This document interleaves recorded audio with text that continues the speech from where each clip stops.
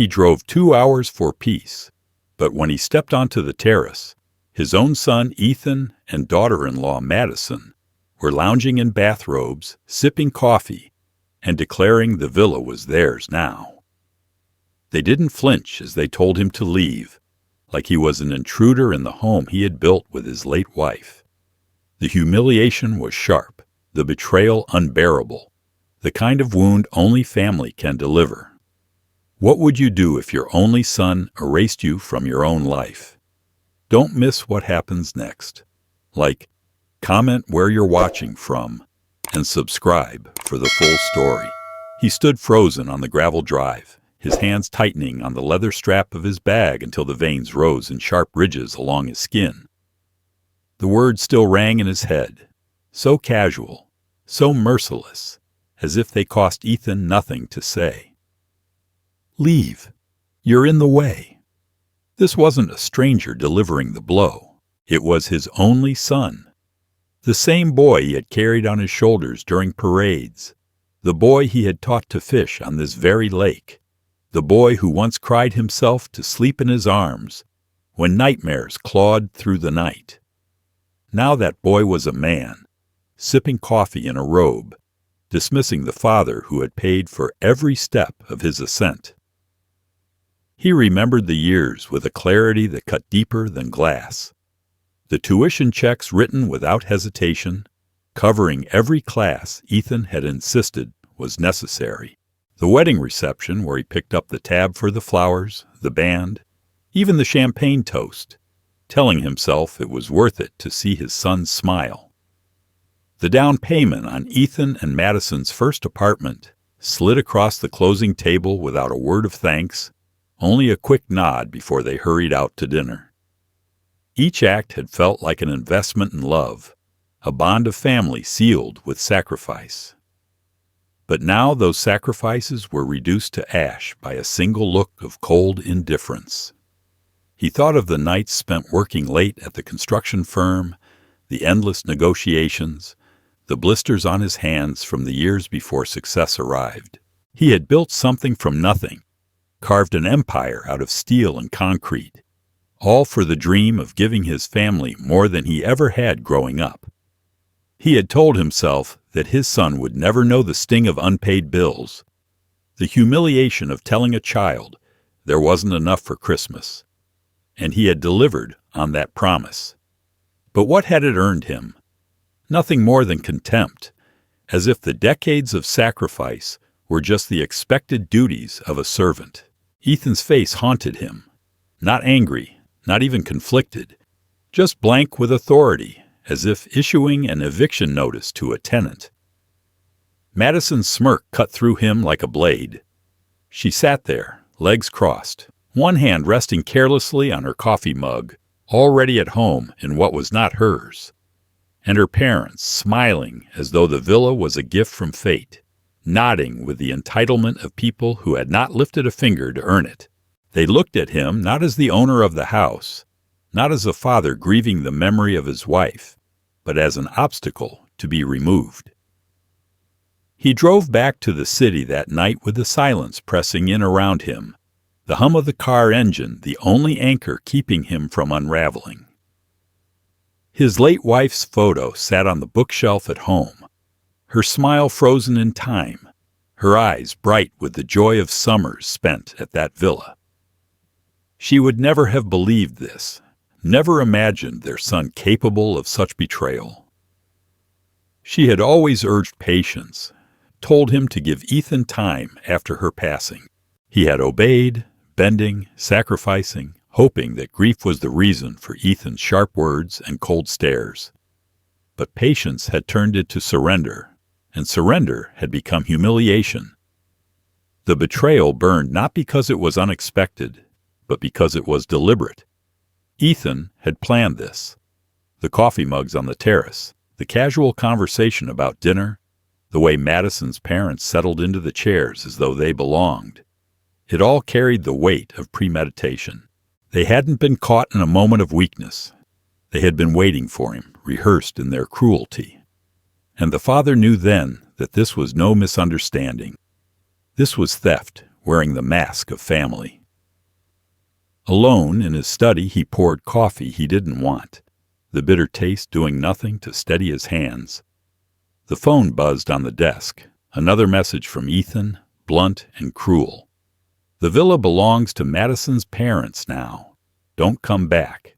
He stared at the words until they blurred into streaks of light.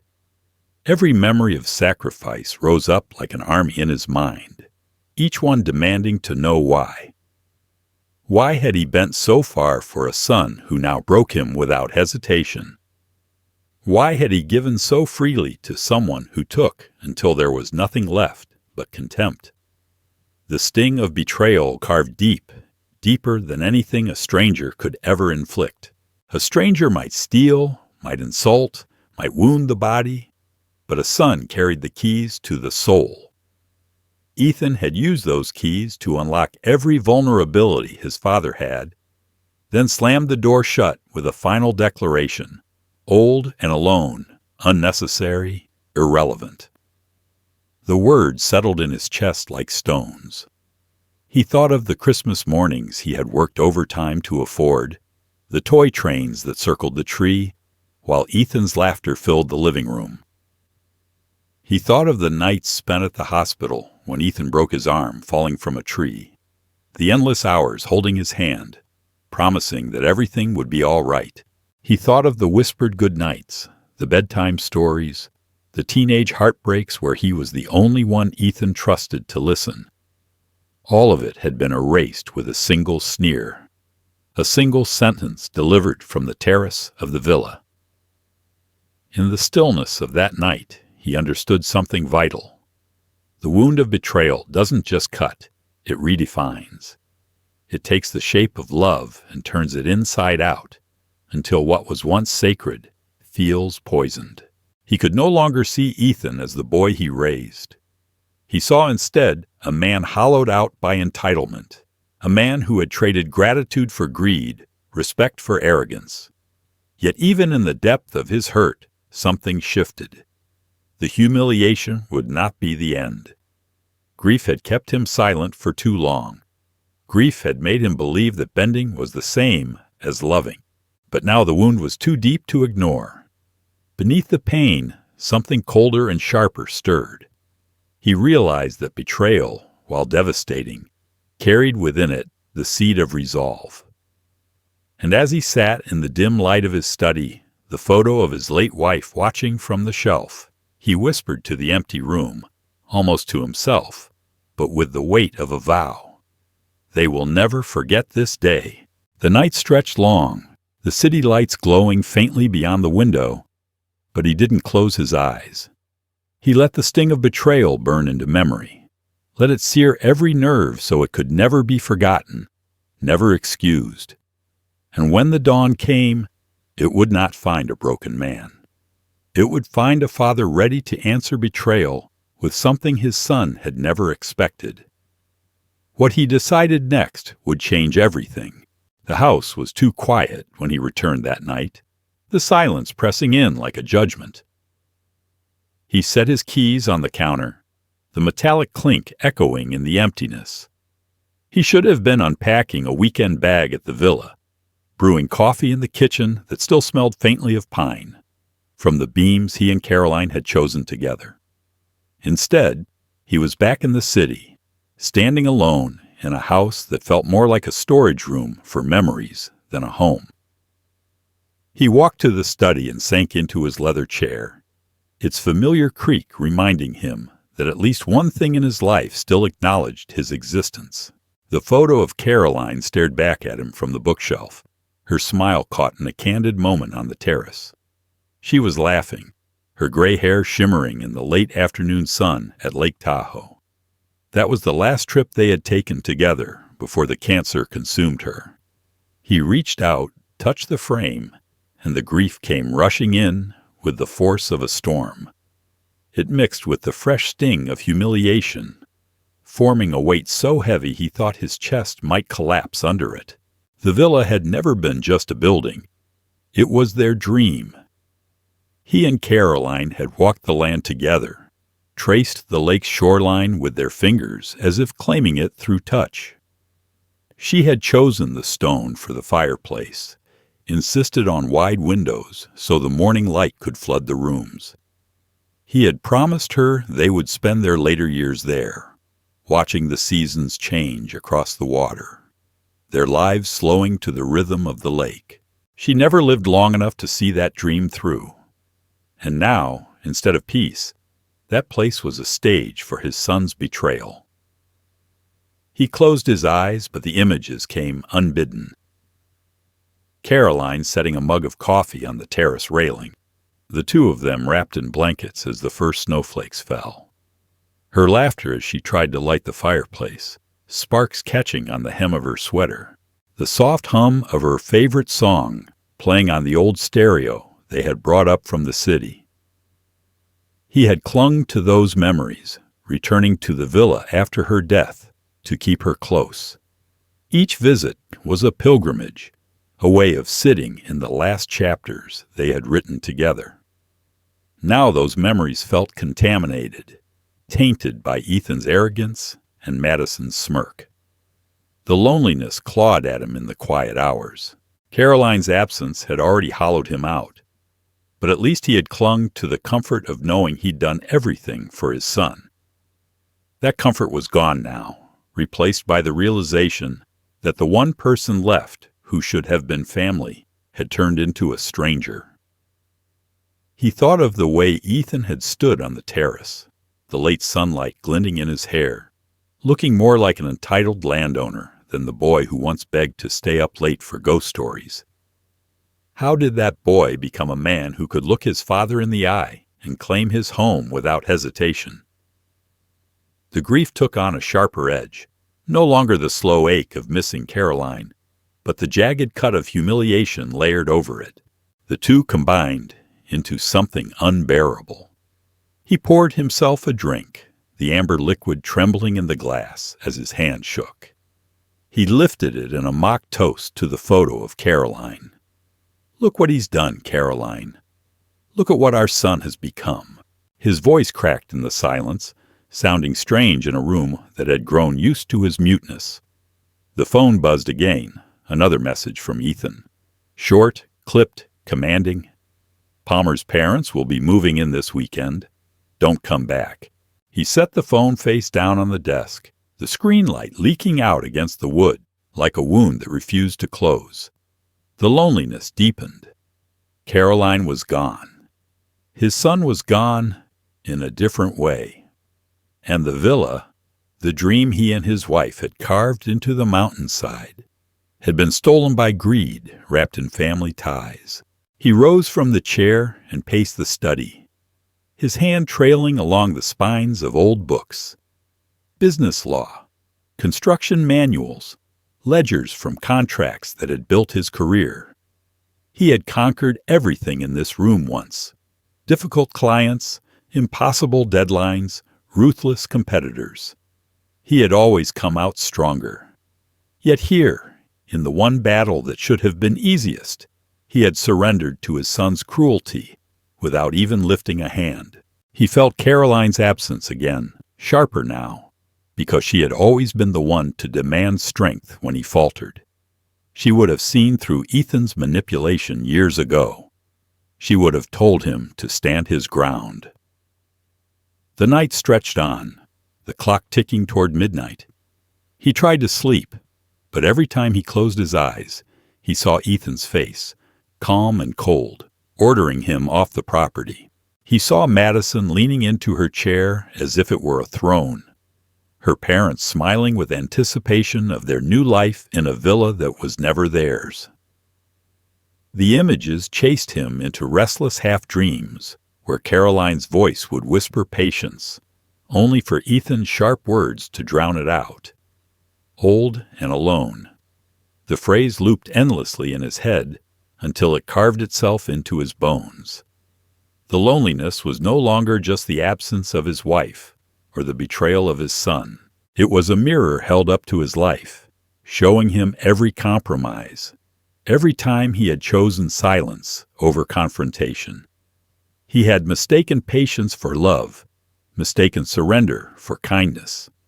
But now the villa stood as proof that those choices had left him defenseless, a man stripped of dignity by the very people he had sacrificed everything to protect.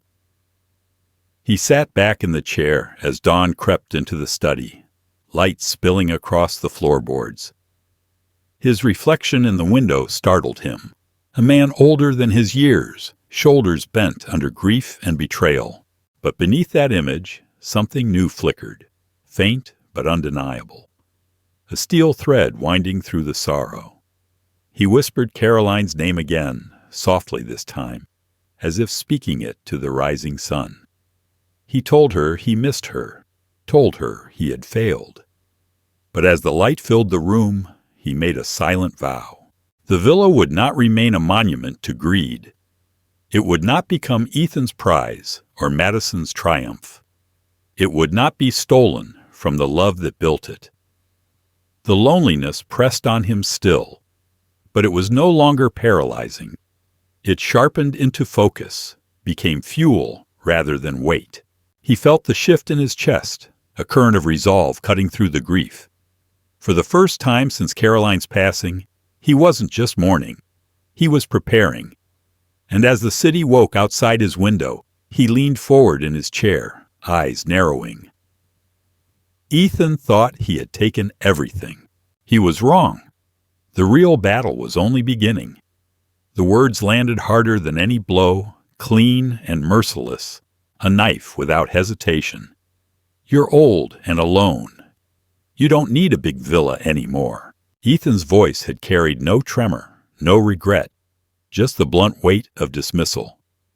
The father stood frozen, the phone pressed against his ear, his knuckles whitening as if he were holding on to the last rope of his dignity.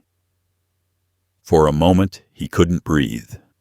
The silence on his end of the line stretched out, thick and suffocating, while his son's voice droned on, casual and cold, explaining how the villa was wasted on him, how Madison's parents needed it more, how family meant sharing. Sharing, the father thought bitterly. But sharing always meant him giving and them taking. The villa had been his sanctuary, the one place left where Caroline's presence lingered. Her voice seemed to echo in the halls whenever he stepped inside. Her laughter still lived in the stones she had chosen. Her warmth still rested in the wide windows that caught the morning sun.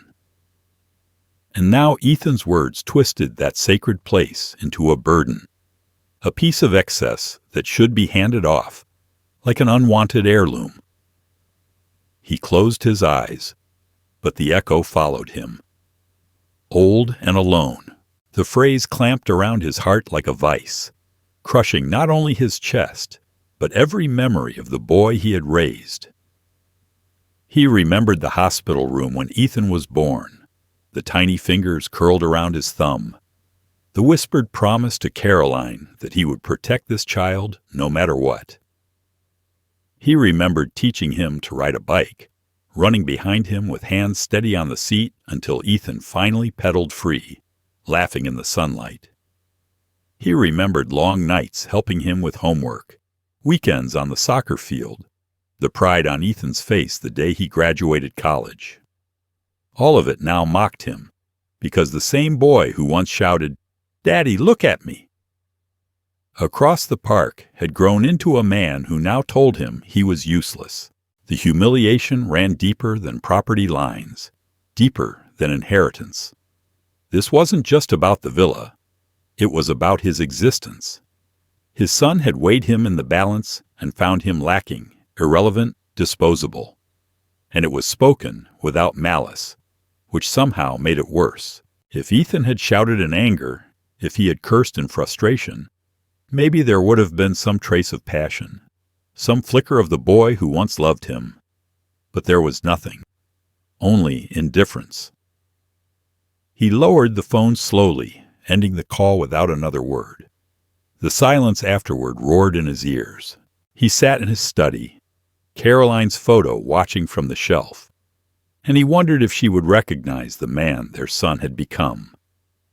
She had always urged patience, told him to give Ethan space to grieve after she was gone. But patience had turned him into a doormat, and grief had been weaponized into cruelty. The woman who once demanded strength from him would never have accepted this humiliation. She would have said enough. She would have told him that love without respect was not love at all. The words rattled inside him through the night. Old and alone. They weren't just Ethan's judgment. They became a mirror of every insecurity he had buried since Caroline's death. Alone in the bed that felt too big, he reached for the empty side where she used to lie, and the emptiness pressed against him like proof. His hand shook as he stared at the ceiling, every creak in the house reminding him of absence. Ethan's cruelty had taken Caroline's silence and sharpened it into a blade. But as the hours stretched on, the pain twisted into something else. He realized that Ethan had revealed more than an insult. He had revealed his own belief, that his father's loneliness made him weak, that age made him irrelevant, that grief had broken him beyond repair. Ethan thought those words would crush him, but instead they carved out a new shape inside him. The ache was still there, but beneath it a different current began to stir. He sat up before dawn, the city still asleep outside his window. The photo of Caroline caught the first streaks of morning light, her smile frozen in eternal summer. He looked at her, really looked, and understood that the promise he had made in that hospital room decades ago still mattered. Protecting Ethan didn't mean surrendering to him. Protecting meant teaching, guiding, showing the line between love and exploitation. He had let that line blur, and Ethan had stepped across it without hesitation. Now it was time to redraw it, sharp and unmistakable. He whispered the words aloud, testing their weight. Old and alone. The sound of his own voice stripped them of some of their poison. Yes, he was older. Yes, Caroline was gone. But alone did not mean powerless. Alone did not mean finished. It meant free of illusions, free of manipulation, free of the belief that unconditional love required unconditional surrender. The humiliation still burned, but it was no longer paralyzing. It was fuel, pure and electric.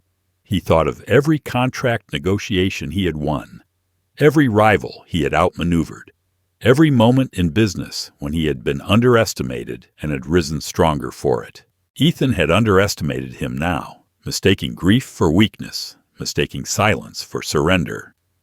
That miscalculation would be his undoing. By the time the sun cleared the horizon, the father felt sharper than he had in years. The villa was more than stone and timber. It was the embodiment of his life's work, his love for Caroline, his sacrifices for family. Ethan had tried to strip it away with a sentence, but words, no matter how cruel, could not erase 30 years of labor, love, and memory. The villa was still his, and so was the strength to defend it. He dressed slowly, deliberately, the weight in his chest shifting from despair to resolve. He looked once more at Caroline's photo, her eyes bright in the morning light, and he allowed himself a thin smile.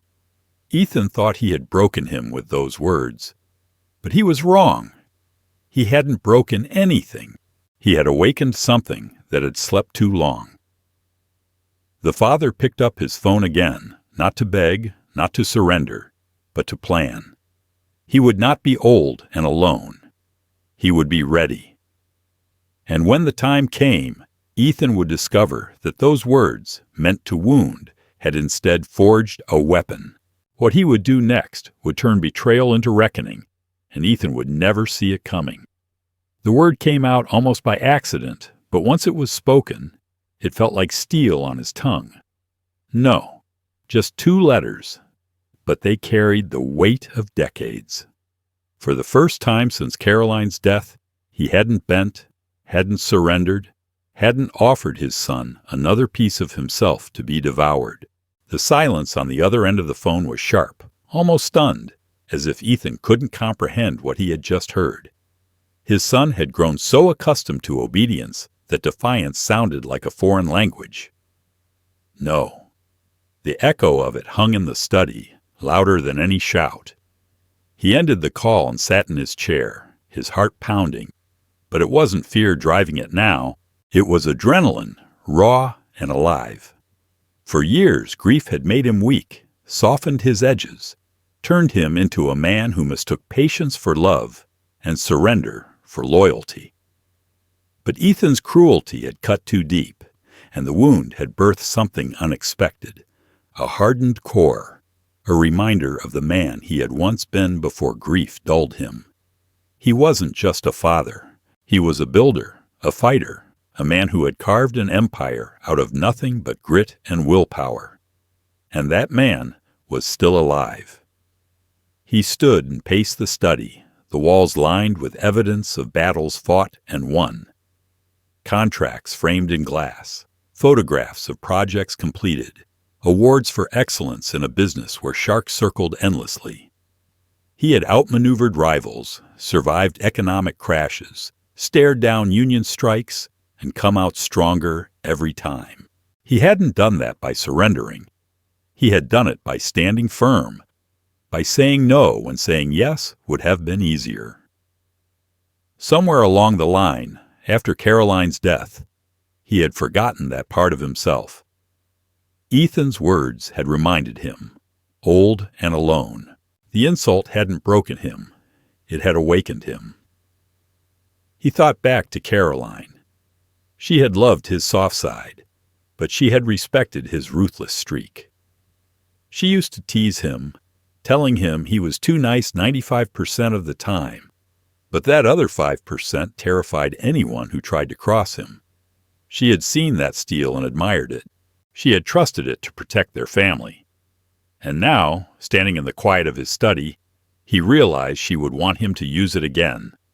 Not to destroy, but to defend. To remind their son that a father's love was not a blank check, not a resource to be drained until nothing was left. The grief hadn't vanished. It never would. But it had transformed. It was no longer a weight pressing him down. It was fuel, hot and steady, driving him forward. He picked up the phone again, not to call Ethan, but to scroll through his contacts. His attorney's number glowed back at him, familiar, dependable. He had hired Marcus Rivera 15 years ago, a man sharp enough to cut through the most tangled contracts with precision. If anyone could safeguard the villa, it was Marcus. He saved the call for morning, but already his mind was racing with strategies. Property law, trusts, ownership structures. He knew the battlefield. He had fought on it before, just never against his own blood. He walked to the window, the city lights scattered like stars below, and caught his reflection in the glass. The man staring back at him looked older, yes. The lines carved deep around his mouth, the gray streaking his hair. But in his eyes there was something new, or perhaps something old, rediscovered. Determination. The look of a man who had been underestimated, pushed aside, and now stood ready to fight. He let the silence settle around him and felt, for the first time in years, not weak, but alive. The night stretched long, but he didn't reach for a drink this time. He didn't collapse into bed. He stayed awake, sharpening his mind the way he used to prepare for negotiations. He laid out the facts. The villa was legally his, paid for with decades of labor. Ethan had no claim, no legal standing, only arrogance. The enemy's weapon was manipulation, not law. That made them weaker than they thought, and he had an advantage they didn't expect: experience. In business, information was power, and he had learned to wield it with surgical precision. As dawn crept into the room, the plan was forming. It wasn't perfect yet, but the framework was there. He would fortify the villa legally, yes, but that wasn't enough.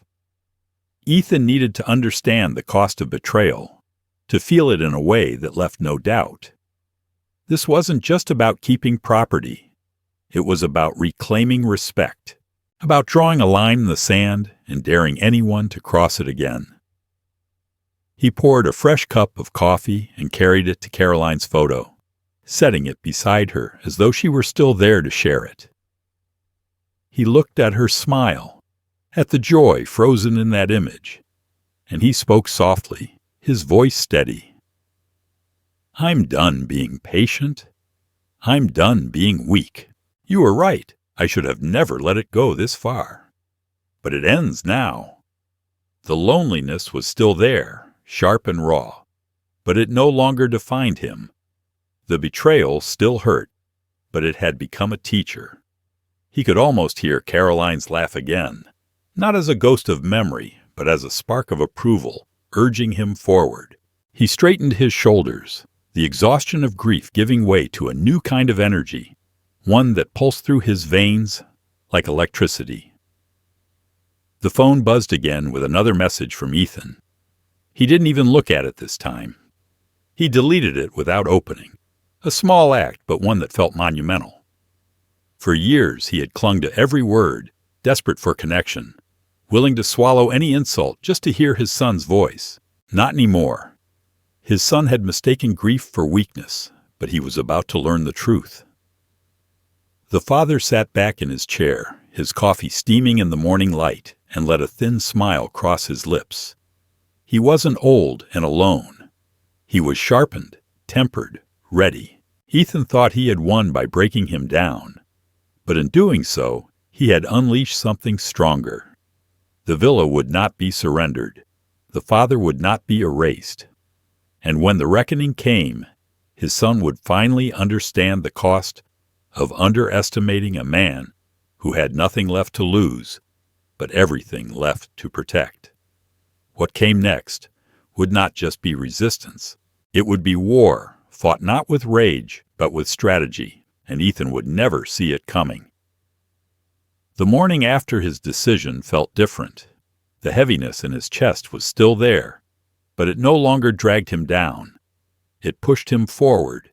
He dressed deliberately, choosing a pressed shirt, polished shoes, and a jacket he hadn't worn since Caroline's funeral. In the mirror, he looked older, yes, but sharper too.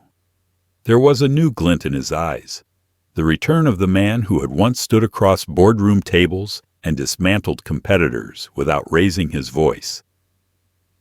At 10 o'clock sharp, he stepped into the downtown office of Marcus Rivera. The attorney rose from behind his mahogany desk, his handshake firm, his eyes narrowing at the unusual tension in his client's shoulders. Marcus had handled every contract, every deal, every negotiation that had built the empire. He had seen him angry, he had seen him triumphant, but he had never seen him like this, grim, unflinching, carrying betrayal like a weapon. "I need to protect the villa," he said simply, his voice low, steady. Marcus studied him for a long moment before sitting. "From whom?" "My son." The admission was a blade in his own mouth, but he didn't flinch. Marcus didn't either. He only nodded slowly, picked up his pen, and began writing on a yellow legal pad. "Then we build walls higher than anyone can climb. Show me the paperwork, every deed, every title, every scrap of ownership proof you have." For an hour, the office filled with the sound of papers sliding across polished wood, the scratch of Marcus's pen, the quiet hum of strategy taking shape. They discussed trusts, LLC protections, transfer clauses, every legal fortress imaginable. Marcus's voice was calm, clinical, the voice of a man who could dismantle an enemy without raising his tone. "Family disputes get messy," he said finally, looking up. "But law doesn't care about blood. It cares about documents. We'll make sure you're untouchable." He left the office lighter, but not satisfied. Law was one wall. He needed something more. He needed defense that struck not only on paper, but in flesh, in sound, in sight. He needed something Ethan and Madison could not explain away with their charm or their entitlement. Something that would remind them the villa was alive, loyal to its rightful owner, untamable by thieves. That afternoon, he crossed the street to the modest home of his neighbor, Derek Collins. The man was younger, lean, eyes rimmed red from hours of coding, but his mind was sharper than steel. Derek owed him a favor. Last winter, when a burst pipe threatened to flood his basement, he had arrived with tools and knowledge, saving Derek from disaster. Now it was time to collect. "I need your help," he said, stepping into Derek's office, where 3 monitors glowed with scrolling code. "Something technical, something creative." Derek swiveled in his chair, eyebrows arched. "You've definitely got my attention. What kind of project?" He leaned forward, lowering his voice. "I want the villa to defend itself." The silence stretched for a beat. Then Derek grinned, leaning back with a spark of mischief. "You're talking smart home automation, sensors, voice triggers, lighting effects. We could make the place talk back to them, scare the hell out of anyone who doesn't belong." "Exactly," he said. Within hours, they were loading Derek's SUV with equipment that looked like it belonged to a research lab. Motion detectors, programmable lights, hidden speakers, water control modules, cameras no larger than coins. As they drove toward Lake Tahoe, Derek explained the possibilities with the excitement of a kid at Christmas. Motion detection triggers the lights. Lights trigger voice messages. Add audio loops, footsteps, whispers, maybe shadows projected on the walls. It'll feel like the house itself is rejecting them. By the time they pulled into the villa's driveway, the sun was dipping low, the lake reflecting fire across the water. Derek whistled as he took in the architecture, the grandeur Caroline had once dreamed into reality. "Beautiful place. Your guests are going to get quite a welcome." They worked until midnight. Derek placed sensors in corners, programmed cascading responses, tested sequences that made the lights strobe, faucets burst open, and speakers thunder with warnings. The father stood in the entryway as the system came alive. Lights strobed, shadows danced, a voice boomed from nowhere. "You are not the owners of this house. Leave immediately." He felt a rush of satisfaction, almost savage. The villa wasn't just a home anymore. It was a fortress, a judge, a punisher. Derek's eyes gleamed as they tested again. The beauty of it is, everything's legal.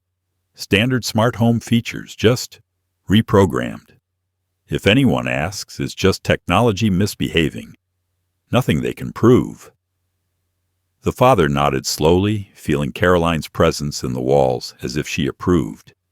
This wasn't cruelty. This was justice. The next day, Derek returned with more equipment, unable to resist pushing the design further. Portable projectors cast moving shadows across the walls, shapes that flickered just beyond the edge of vision. High-grade speakers whispered from corners, footsteps in empty hallways, wind howling through sealed windows. Backup batteries hid in the basement, ensuring the system could run for days even if someone tried to cut the power. By noon, the villa had transformed. On the surface, it was the same peaceful retreat. But beneath that calm exterior, it had become something else. A haunted machine, ready to rise in defense of its owner. As they stood on the terrace overlooking the lake, Derek laughed. "They'll think they walked into a nightmare. Honestly, I almost feel sorry for them." The father didn't smile. His gaze stayed on the water, where the setting sun glinted like fire across the waves. "Don't. They chose this. Now they'll see what happens when you push a man too far." That night, back in his study, he monitored the villa through his phone, live feeds glowing on the screen. He could see every room, every sensor, every trigger. He imagined Ethan walking through that front door with Madison and her parents, all of them confident, certain of victory. He pictured their faces when the house turned against them, when the walls themselves shouted them down. The law would secure the villa on paper, but technology would deliver the lesson Ethan needed to learn. A father was not a resource to be drained, not a relic to be discarded. He was a man who built, who endured, who fought when pushed past the line. As he shut off the monitors for the night, he whispered into the silence, almost as if speaking to Caroline. They think they've won. They don't know what's waiting. The plan was in place. The trap was set. And when the moment came, betrayal would meet something far stronger. Justice armed with patience and sharpened by grief. The countdown had begun, and his son had no idea. The night they chose to arrive was colder than usual for early spring. The lake veiled in a silver mist that clung to the water like breath. The father had known this moment would come. He had been waiting for it, watching the feeds from his phone, every sensor armed, every line of code ready to wake the villa from its slumber. When the headlights finally cut through the fog and swept across the gravel drive, he leaned forward in his chair, eyes narrowing. Ethan stepped out first, his stride too casual, too certain, as though the house already belonged to him. Madison followed, her fur-lined coat swinging at her sides, and behind them came Gerald and Patricia, the in-laws, their smug smiles carrying the weight of entitlement. They carried boxes and bags as though it were a holiday retreat. Ethan moved with the confidence of ownership, unlocking the door with a key he had stolen long ago. The father watched the moment his son twisted the knob, the door groaning open as though reluctant to let them in. The first step over the threshold was smooth, but the second triggered the house awake. Lights blazed in every room at once, flooding the villa with blinding brightness. Madison shielded her eyes, stumbling back. "What the hell?" she hissed. Ethan straightened, forcing a laugh. "Just the old system acting up. We'll fix it later." But his voice lacked conviction. They moved deeper into the living room, and that was when the water erupted. Faucets in the kitchen twisted open by themselves, spraying with violent force, streams cascading across the marble counters and splattering onto the floor. Patricia shrieked, clutching her pearls as the sound of rushing water filled the house. Gerald cursed, fumbling with the handles only to find them unresponsive, as if the metal itself refused his touch. "Dad never fixed the plumbing," Ethan muttered, his jaw tightening, but even he couldn't disguise the unease creeping into his voice. Then the whispers began, soft at first, slipping from the walls like sighs, then growing louder, overlapping until the words became clear. "You do not belong here." The phrase came from every direction, low and guttural, then sharp and feminine. Voices layered upon voices as though the house itself had found its tongue. Madison spun in a circle, her eyes wide, her breath quickening. "Did you hear that? Someone's here." "There's no one here," Ethan snapped, but his voice cracked as he spoke. He set down a box and marched toward the staircase, defiance masking fear. He climbed 2 steps before the hallway projector came to life. A shadow moved across the upstairs landing, tall and indistinct, flickering in and out of focus like something not fully human. Ethan froze, his knuckles white on the railing. The shadow turned its head slowly, and though it had no face, its presence was undeniable. Patricia screamed again, clutching Gerald's arm so tightly her nails dug into his skin. The lights above began to strobe, flashes of white and red spilling over the walls, painting their faces in terror. Gerald shouted for someone to cut the power, but when Ethan yanked the circuit box door open, every switch had already been thrown, humming with resistance. The house wasn't running on their control anymore. They fled back into the living room, their shoes slapping against the wet floor. The smell of damp plaster rose as water pooled at their feet. The whispers returned, sharper this time, overlapping in a chorus that rose to a scream. "Leave! Leave now!" The sound reverberated in their chests, rattling picture frames, sending Madison's wine glass shattering across the tiles. Madison's arrogance evaporated. She clutched Ethan's arm, her voice shrill with panic. "We can't stay here. Something's wrong. This place is She didn't finish. The speakers in the walls thundered with the slam of a door, though no door had moved. Then came footsteps, heavy and deliberate, pacing across the upstairs hall. Ethan stared upward, sweat beading on his forehead. He wanted to shout, to claim control, but the words never formed. He knew what his parents-in-law didn't, that this house had never belonged to them, that every inch of it was bound to his father. Patricia clutched her chest, gasping. Gerald tried to gather their things, but the moment he touched one of the boxes, the lights cut out entirely, plunging them into darkness. For a long breath, there was nothing but the sound of dripping water. Then, in the black, the projectors came alive again. Shapes flickered across the walls, figures indistinct but undeniable. A woman's silhouette appeared in the kitchen doorway, then vanished. Another stood at the base of the staircase, unmoving, until the next strobe erased it. Madison whimpered, covering her mouth, her eyes darting wildly. "It's haunted," she whispered. Ethan's face drained of color, the bravado stripped away. He barked orders with none of his usual command, voice cracking as he tried to herd them toward the door. But every time they moved closer, the door slammed shut with a deafening echo, though no one touched it.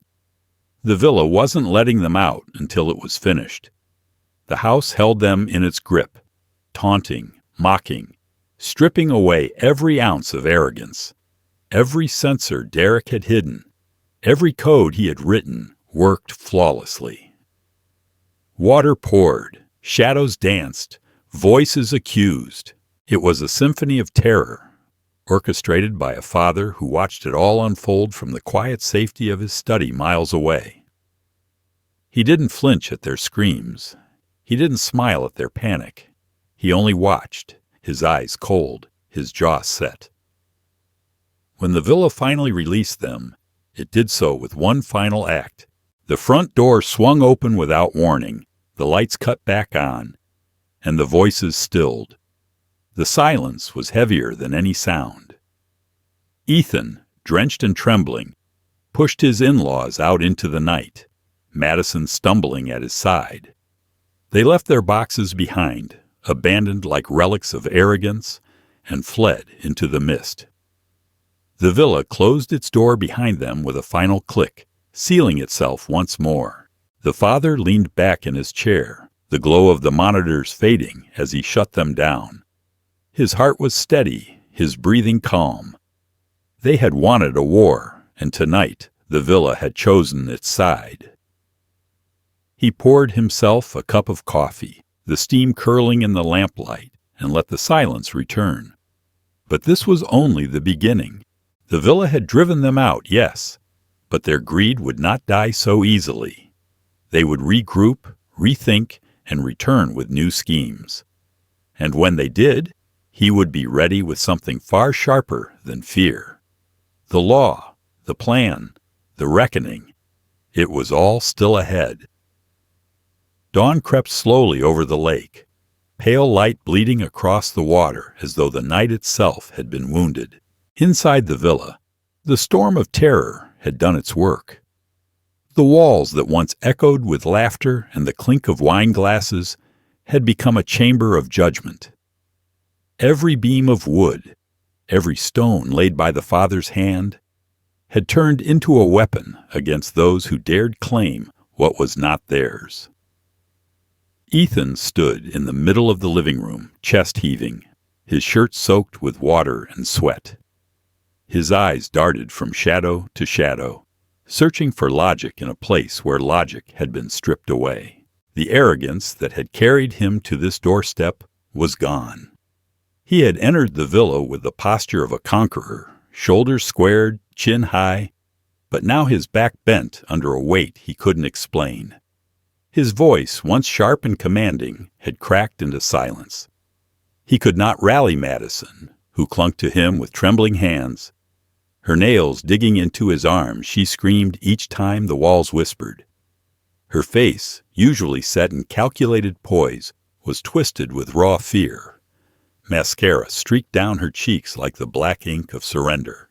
Gerald had been the first to collapse, his legs buckling beneath him when the light strobed and the phantom figures swept across the hall.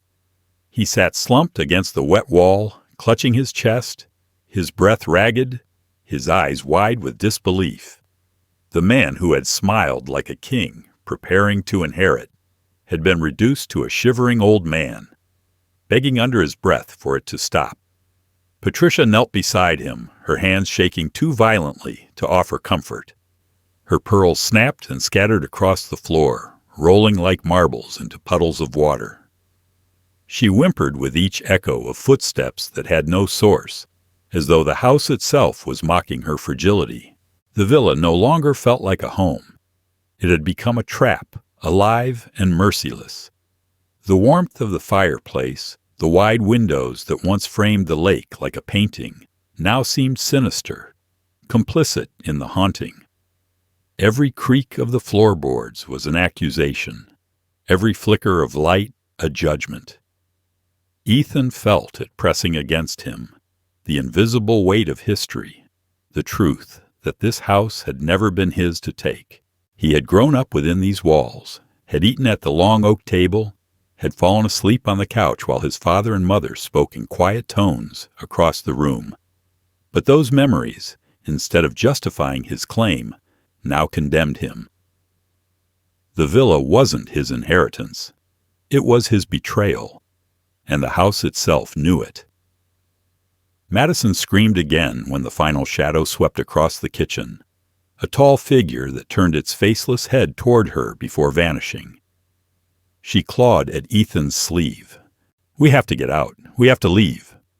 Her voice was ragged, panicked, stripped of all the superiority she once carried like armor. Ethan tried to steady her, but his hands shook. His confidence had shattered completely, leaving only the hollow shell of a man who realized too late the gravity of what he had done. The house gave them no mercy. It allowed them to stagger through the living room, stepping over broken glass and scattered pearls, their breaths quick and uneven.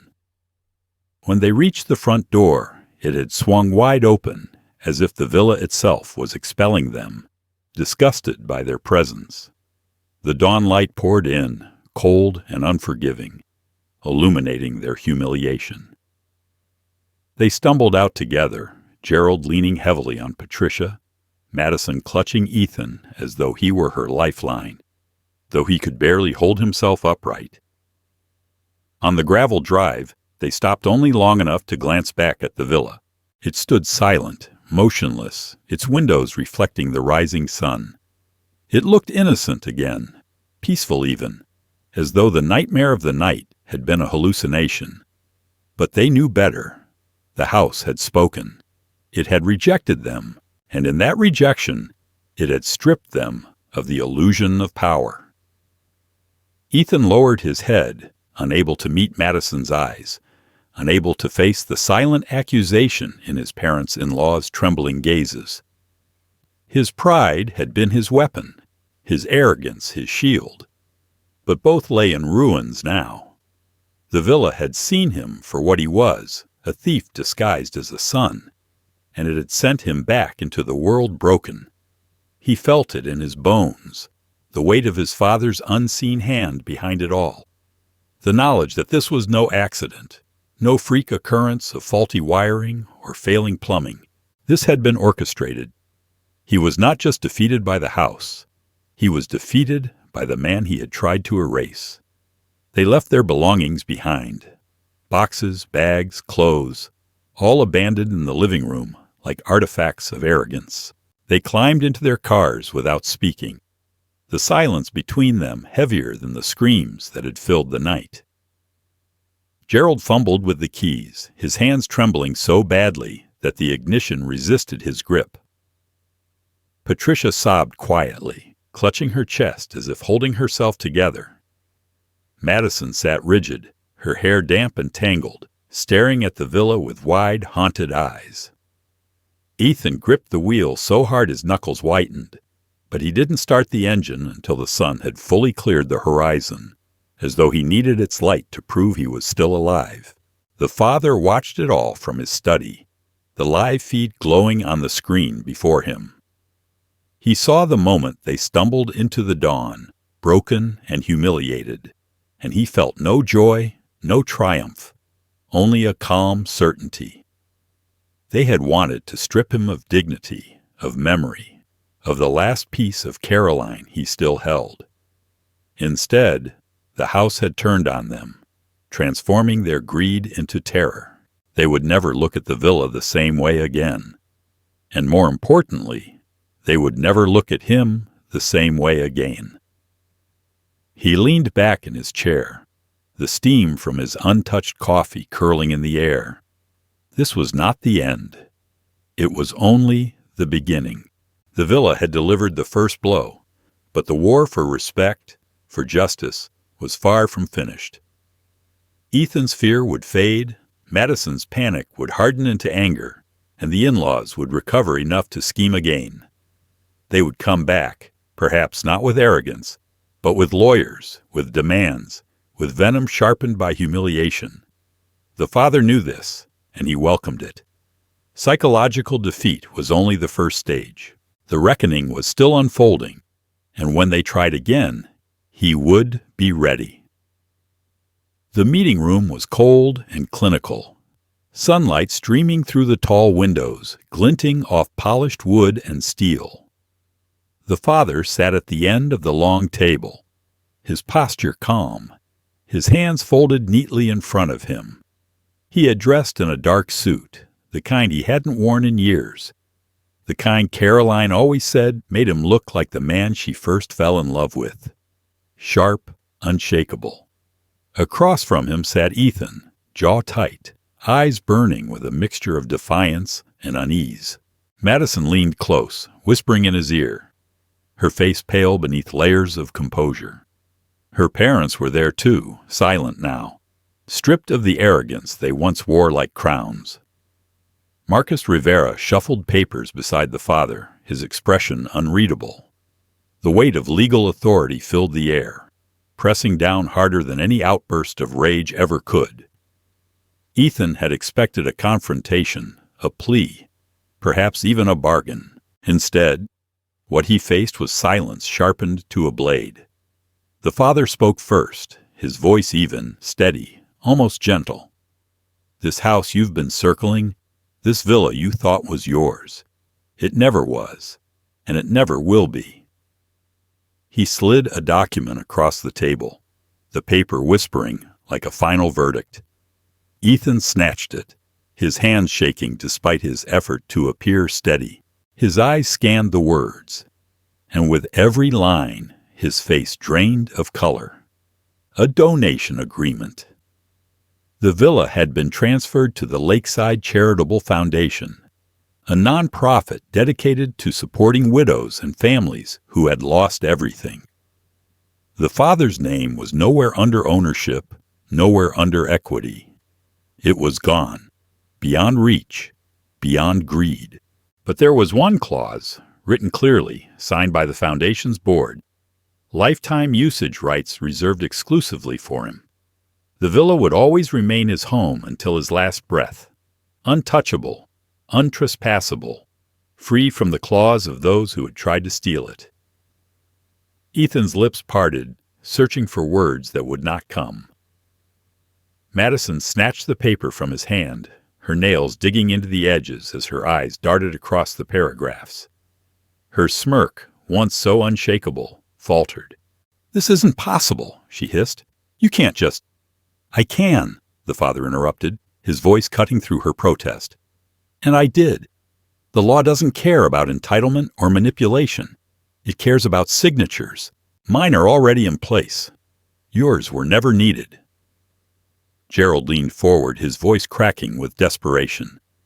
"You mean to tell us it's gone, just given away?" The father turned his gaze on him, cold and unyielding. "Not given away, protected, preserved for a purpose greater than your greed. This villa was built on love, on sweat, on years of sacrifice.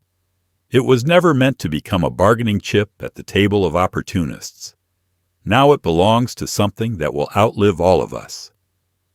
Ethan slammed his fist against the table, the sound sharp, hollow.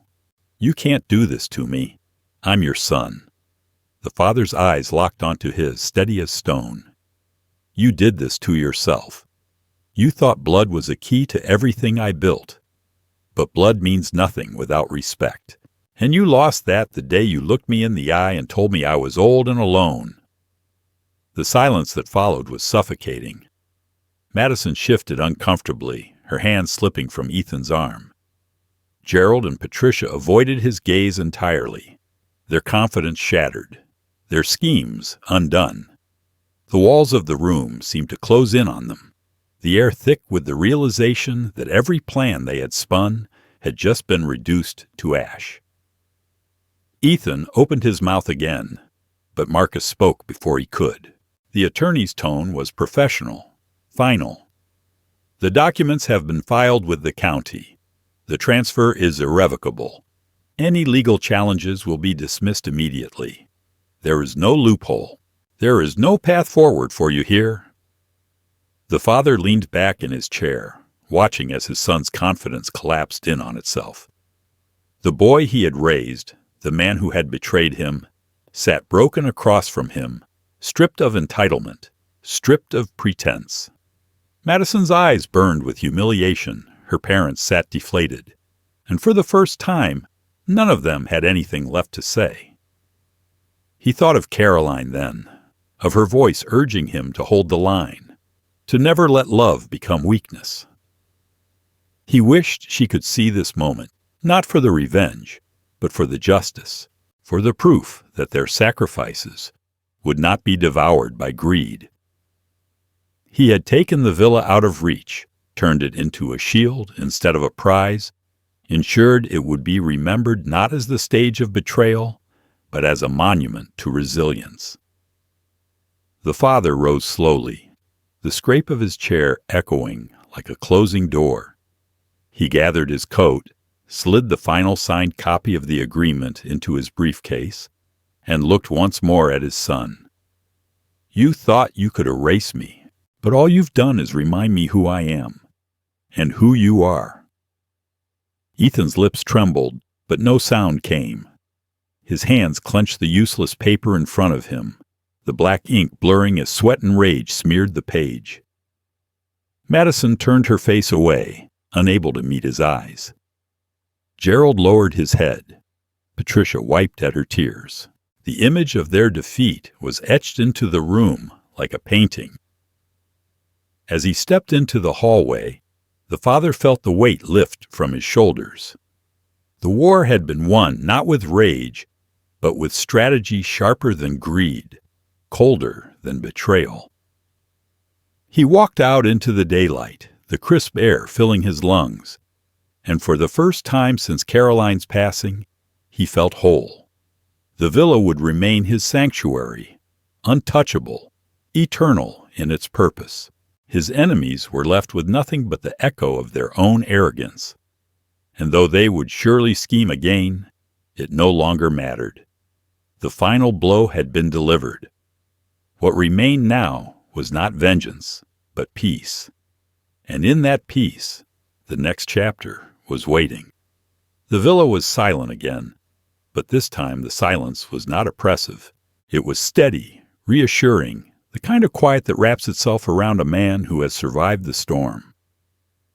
The father stepped onto the terrace with a steaming cup of coffee in his hand. The mug was heavy, familiar, and when he settled into the old chair Caroline once favored, he let himself breathe in the morning air without the weight of grief pressing down. Lake Tahoe stretched before him, its surface calm, glassy, unbroken by wind. For years he had stared at these waters with sorrow, but today they reflected something different back at him. Peace. He rested the cup on the small table at his side and leaned back. The sunlight crept over the ridges, setting the snow-capped peaks aglow, and the air smelled faintly of pine and wet stone. This was the view Caroline had loved most. The place, she said, would be their sanctuary. For so long, the dream had been poisoned by betrayal, by the sting of his son's cruelty, by the echo of words meant to break him, old and alone. But as he gazed at the horizon now, those words had lost their venom. They had become fuel, tempered into resolve, shaping the man he saw in the reflection of the lake.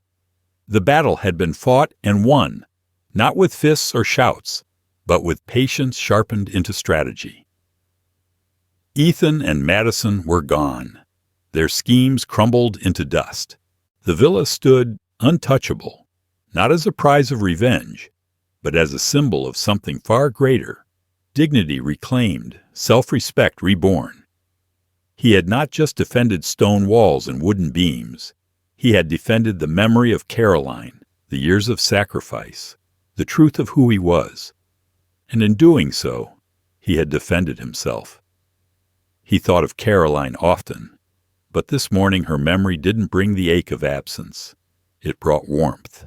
He could almost hear her laugh carried on the breeze, soft and knowing, as if she approved of what he had done. She had always told him that strength wasn't about control. It was about refusing to let others define your worth. For years he had forgotten that, letting grief dull his edges. But the fire was back now. Not the destructive fire of vengeance alone, but the steady flame of a man who knew himself again. He sipped his coffee, its bitterness grounding him in the present. The taste lingered, sharp and strong, reminding him that life was still here, waiting to be lived. He watched a pair of geese skim the lake's surface, wings beating in perfect rhythm, and for the first time in years he smiled without effort. Not a smile of defiance, not a smile meant to mask pain, but one born from genuine peace. The terrace felt different beneath him. It was no longer haunted by the memory of Ethan's arrogance, Madison's smirk, or the in-laws' smug entitlement. Their shadows had been driven out, replaced by clarity. The villa belonged to no one but him until his last breath, and beyond that, to a cause greater than greed. It was not just a home. It was his testament, a final chapter he had written with care. No one could erase that. He let his eyes drift to the mountains beyond the lake, their outlines sharp against the pale sky. They had stood for centuries, enduring storms, avalanches, and time itself. He felt a kinship with them now. He too had endured loss, betrayal, humiliation. But like the mountains, he had not crumbled. He had stood tall, allowed the storms to strip him bare, and emerged stronger for it. The bitterness of betrayal had faded, leaving only lessons carved deep. He understood now that love without respect was weakness, that family without gratitude was nothing but blood. He had given everything to Ethan, and Ethan had answered with greed. But the father had answered back with something stronger, with wisdom, with patience, with law, with strategy, and in doing so, he had reminded himself that worth is never granted by others. It is claimed, guarded, and lived. He leaned forward, resting his elbows on his knees, and watched the water shimmer as the sun climbed higher. For the first time since Caroline's passing, he did not feel alone. He felt whole. The villa stood behind him, solid and loyal. The lake stretched before him, endless and calm. And within himself he felt the rare, unshakable stillness of a man who has nothing left to prove. There would be other battles in life, smaller perhaps, quieter. But this was the one that mattered. This was the one that defined him. And he had won not by clinging to the past, but by reclaiming the present. He lifted the mug once more, the steam curling in the sunlight, and whispered softly as though Caroline could still hear him. "We did it." The breeze stirred, cool and gentle, carrying the scent of pine across the terrace. He closed his eyes for a moment, letting it wash over him, and when he opened them again, the lake seemed even brighter, the day even clearer.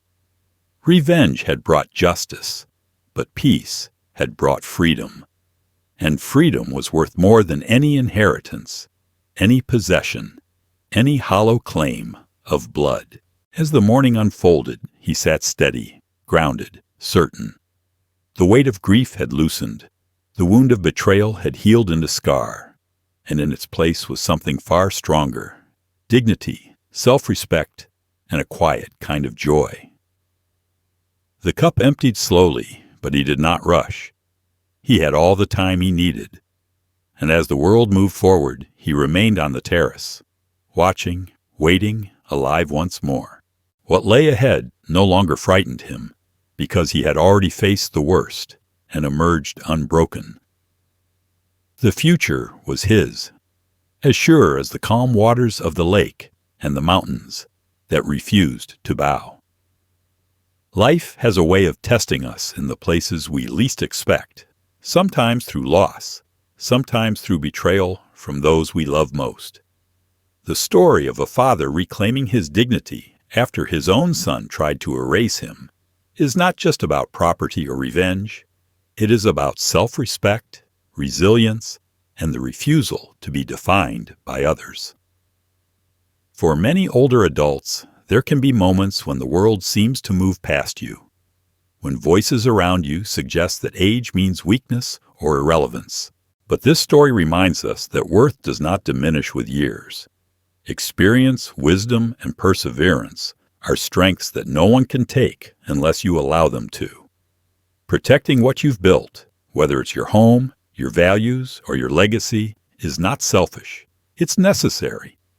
And sometimes the greatest victory is not in punishing others, but in rediscovering yourself, standing tall, and knowing you cannot be erased. If this message resonates with you, share your thoughts in the comments. Where are you watching from? And don't forget to like and subscribe for more powerful stories that speak to the strength within us all.